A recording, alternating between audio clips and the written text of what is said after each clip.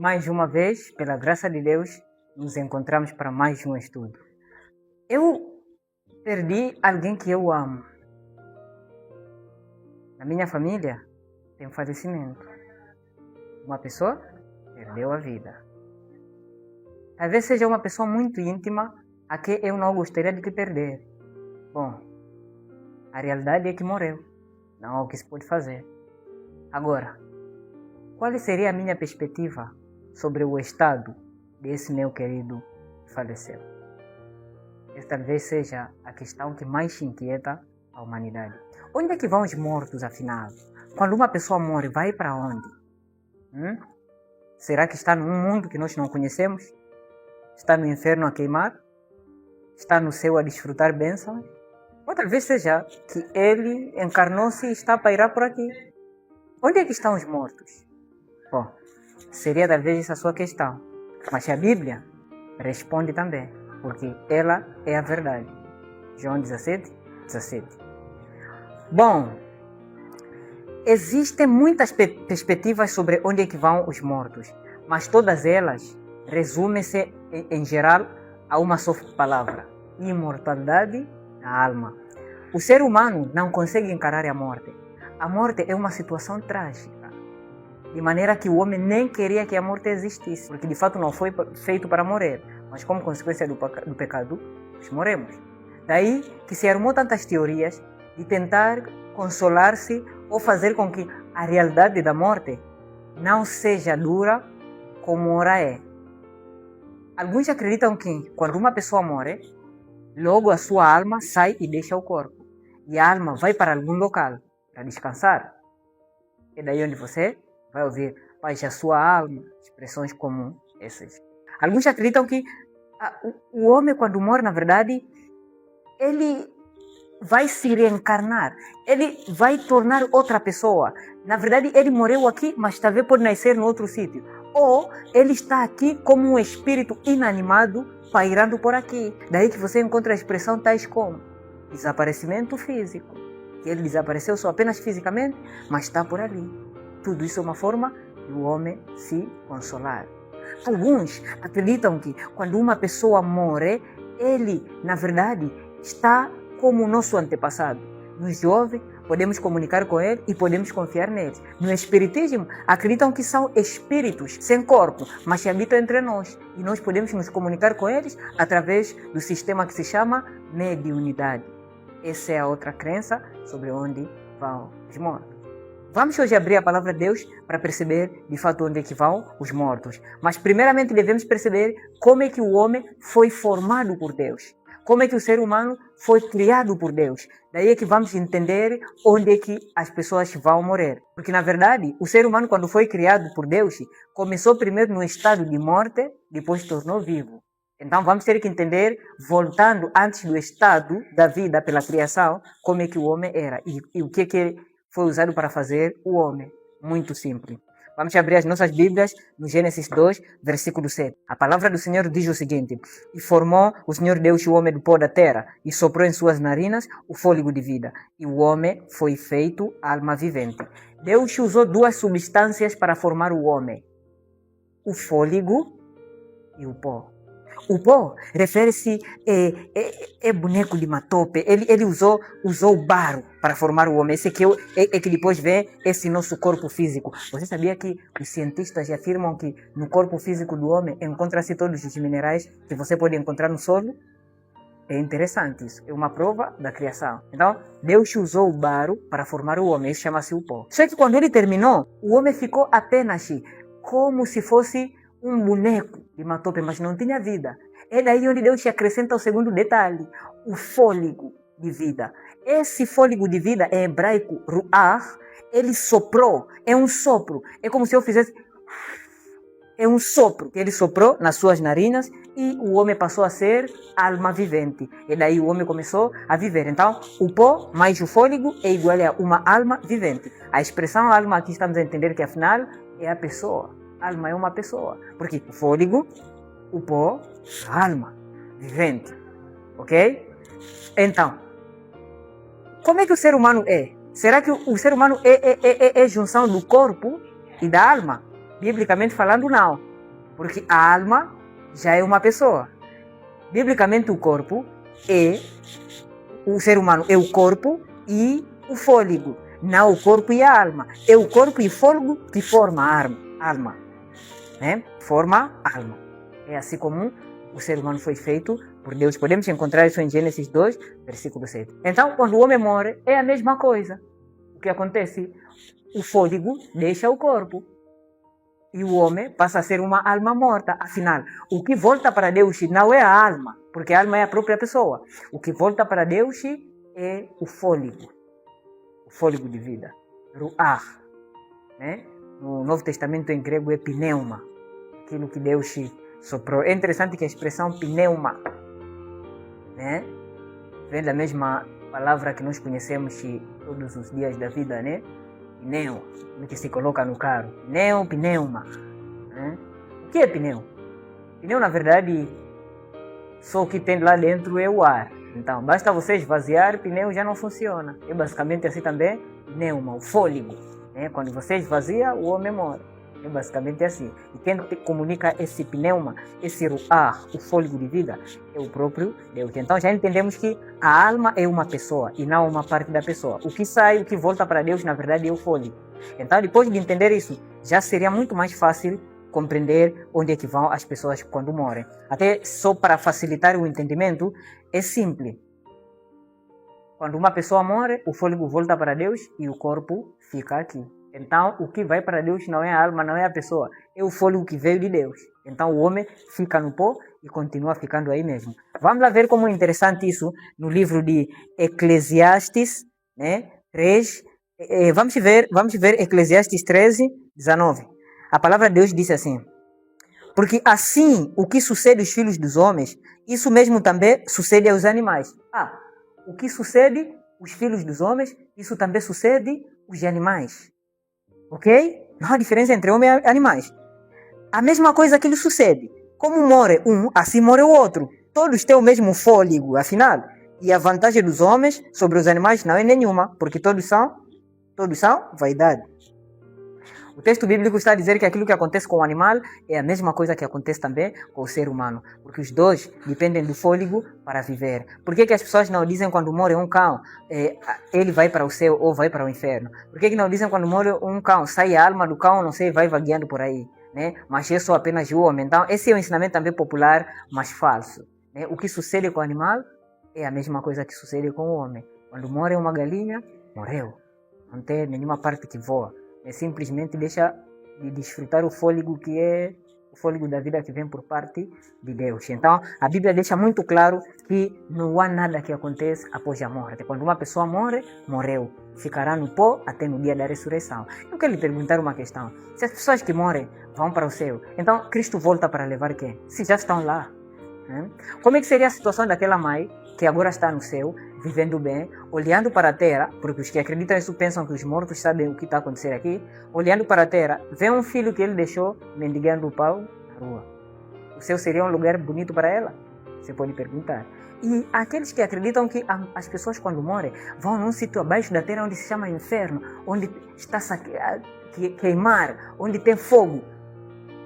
Uma pessoa que morreu há 4.000 anos atrás e uma pessoa que morre hoje, você não acha que aquele que morreu há 4.000 anos atrás está a queimar mais? Ficou mais tempo do que esse que está a entrar hoje. Deus não seria injusto? Então, são teorias que pela lógica não fazem sentido. A expressão que é muitas vezes usada para se referir ao inferno, Sheol, pode significar claramente nas escrituras como sepultura. Então, quando eu desço do inferno, afinal o profeta está a dizer que eu vou descer à sepultura. Mas as pessoas quando veem a expressão inferno, associam-se logo a um sítio que tem fogo. Bom, importa referir que o fogo eterno sim existirá, mas não é hoje. É no futuro, vamos ver nas próximas aulas. É no futuro que vai haver o fogo. Né? Então, a palavra inferno nas escrituras é usado para representar tanto a sepultura, esse temporário, onde nós descemos na sepultura, e também é usado para referir, sim, o inferno de fogo, mas no questão do futuro. Hoje não existe um fogo que está abaixo da terra, que está a queimar os homens, ou Satanás está lá preso a ser queimado, não sei, até naquele dia. Não é assim como a Bíblia ensina. Satanás está aqui conosco, e é por essa razão que apareceu Cristo no deserto, para o tentar dizer, se tu és filho de Deus, transforme estas pedras em pão. Depois Cristo responde lá à frente. Está escrito: nem só do pão o homem viverá, mas de toda a palavra que sai da boca de Deus. Mateus 4, versículo 4. Então Satanás está aqui. É o mesmo Satanás também que apareceu Adão e Eva no jardim do Éden, personificando a cobra. É Satanás. Então, você pode perceber que não tem nada a ver. O homem, quando morre, morre. Se você vai agora à sepultura onde você depositou o seu querido, seu ente querido, cavar ali, vai encontrar ossos. Está ali mesmo. Não foi para nenhum sítio, né? Então, é uma coisa interessante que as pessoas acreditam, mas não é bíblica. Quem foi o primeiro a ensinar essa mentira de que o homem não morre? Abre lá Gênesis 3, 4. Foi Satanás. A serpente disse: certamente não morrereis. É ele que diz: você não vai morrer. Não se preocupe, você vai voar para o céu. Você vai voar para onde? Não sei o quê. E que até hoje as pessoas sustentam essa mentira. Enquanto Deus disse: certamente morrerás. Ok? Podemos confiar em Satanás? Bom, João 8, 44 nos diz que Satanás é pai da mentira. E quando ele profere mentira, fala do que lhe é próprio. Então nós não podemos confiar nele porque ele é mentiroso e não se firmou na verdade. É ele que ensina os homens que não morrem. Enquanto a Bíblia diz que assim como sucede com o animal, assim também sucede com o homem. Quando Deus o tira fôlego, então ele volta ao pó. Bom, Ezequiel 18, versículo 20 diz: a alma que pecar, esta morrerá. A alma que pecar, esta morrerá. Mesmo que nós sustentemos essa doutrina de que a alma é uma parte do homem e a alma é imortal, aqui a Bíblia diz: a alma que pecar, esta morrerá. E todos pecaram, segundo o apóstolo Paulo. Então todos morremos. Você morre, eu também vou morrer. A não ser que Cristo volte, antes nós morremos. Vamos perceber isso na frente. Bom, então, Jó 7, versículo 9 diz o seguinte: assim como a nuvem se desfaz e passa, aquele que desce à sepultura nunca tornará a subir. Afinal, nunca tornará a subir. E por que as pessoas dizem que meu querido voltou, falei com ele? A Bíblia disse que aquele que desce à sepultura nunca tornará a subir. Nunca mais tornará a sua casa, nem jamais o seu lugar o conhecerá. Então, qualquer tentativa de dizer que os mortos estão entre nós, conversam conosco, não é bíblico. Depois vamos perceber quem são esses que fazem-se os mortos. Jó 16, 22 disse: porque decorridos poucos anos eu seguirei o caminho por onde não tornarei. Jó sabia que ao morrer, há de voltar. Eclesiastes 9:5 é um versículo maravilhoso que diz: porque os vivos sabem que hão de morrer, mas os mortos não sabem coisa nenhuma. Você que é vivo sabe que vai morrer, eu também sei. Mas os mortos não sabem coisa nenhuma. O morto ficou Santo Agostinho, rogai por mim. Santo Constantino, rogai por mim. Eu estou a conversar com o meu antepassado. Avô, vamos matar galinha para poder falar com ele. Os mortos não sabem coisa nenhuma. Ok? Nem tampouco terão eles recompensa, mas a sua memória fica entregue ao esquecimento. Confie no Senhor, está vivo. Aquele que é a ressurreição e a vida. Aquele que é o mesmo ontem, hoje e eternamente. E não confiar num morto que nada sabe. Ok? Salmo 146, versículo 3, diz assim: não confieis em príncipe, nem filho do homem, em que não há salvação. Você não pode confiar no homem. Há pessoas que confiam nos seus líderes religiosos. Não confia no homem porque não há salvação no ser humano. Sai-lhe o espírito, ruach, o fôlego. A expressão espírito às vezes também é usada para falar do fôlego. Mas quando as pessoas que têm pensamentos supersticiosos veem a expressão espírito, eles viajam, começam a pensar numa coisa metafísica, misteriosa, que sai do homem, ou é alma, ou é espírito, que voa, algo dessa natureza. Mas a Bíblia simplesmente apresenta com muita claridade, não há como você perder-se, dizendo que espírito é apenas o fôlego de vida. Sai-lhe o espírito, né? Tem duas palavras aplicadas para o espírito pneuma. Tem como Espírito Santo e ao mesmo tempo o espírito que é o fôlego de vida. Então, sai-lhe o espírito, volta para a terra. Afinal, volta para onde? Para o céu? Não, para a terra. E naquele mesmo dia, perecem seus pensamentos. Nada sabe. Salmo 115, 20. Os mortos não louvam o Senhor, nem os que descem ao silêncio. E por que nós vamos cultuar aos mortos? Por que nós vamos às sepulturas para fazer culto aos mortos como se eles nos ouvissem? Por que nós vamos confiar nos mortos? Por que nós vamos pedir para que os mortos intercedessem diante de Deus para nós? Os mortos não louvam o Senhor, nem os que descem ao silêncio. Afinal, a sepultura é silêncio. Gênesis 3:19. No suor do teu rosto comerás do teu pão. até que te tornes já terra. Deus não falou para Adão, você vai te tornar já ao céu, até que te tornes já terra, porque dela foste tomada, afinal viemos da terra. E ele fecha, porque eis o pó e do pó te tornarás. Então nós voltamos ao pó, porque nós somos do pó. Nós voltamos ao pó, porque somos do pó. Não vamos voltar ao céu enquanto estamos neste momento, né? Isso vamos ver lá na frente, o que Deus fará. Então, rapidamente vamos entender uma coisa. Não existe vida fora do corpo, ok? Morreu, morreu. Não existe vida fora do corpo. Você não vai ter uma outra existência. Se o teu líder religioso te ensina isso, está a te enganar. Não vai ter nenhuma outra existência. Não tem vida fora do corpo. Não existe a imortalidade também da alma, nem dos ímpios. Um dia todos eles serão eliminados, né? Todos os que morreram em Cristo, então terão ressurreição. Se nós cremos que os mortos, quando morrem, vão para o céu ou vão para algum lugar, então automaticamente estamos a anular a crença ou a doutrina da ressurreição. Então, sim, ficaremos temporariamente na sepultura, nós que o aceitamos Cristo como o único Salvador. E quando Ele vier com poder e grande glória, é daí onde vai nos ressuscitar. E o mecanismo de ressurreição é o mesmo.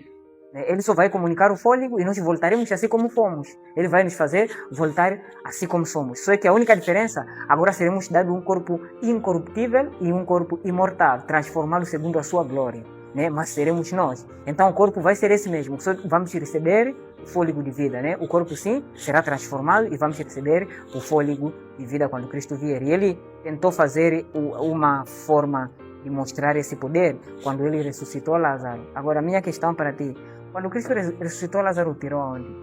Tirou do céu? Quando Lázaro veio, contou que ele estava no céu?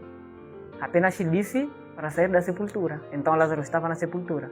Quando Cristo morreu na cruz, depois de ressuscitou, ele dizia que ainda não subi e ir ter com meu Pai. Então ele estava onde? Na sepultura.